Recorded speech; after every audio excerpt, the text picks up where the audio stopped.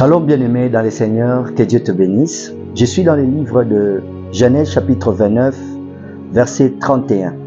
Il est écrit, « L'Éternel vit que Léa n'était pas aimée, il la rendit féconde, tandis que Rachel était stérile. » Notre Dieu est un Dieu de compensation.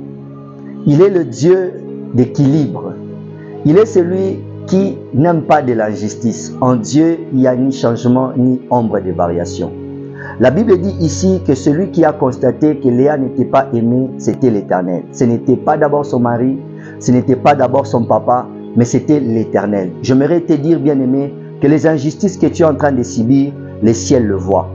Ce que tu subis comme injustice, ce que tu subis comme moquerie, ce que tu subis comme traitement dans ton travail, dans ta famille, les ciels le voient. Et pour cela, Dieu ne restera pas indifférent, il te comblera de fécondité. Je suis en train de déclarer dans la vie d'une personne qui est en attente des enfants. Je suis en train de déclarer dans la vie d'une personne qui est en attente d'une réponse venant de Dieu. Que le ciel te bénisse. Que le ciel t'accorde de vivre de la fécondité dans tous les domaines de ta vie. Fécondité sur le plan professionnel. Fécondité sur le plan des affaires dans le nom de Jésus-Christ de Nazareth. La Bible dit, tandis que Rachel était stérile.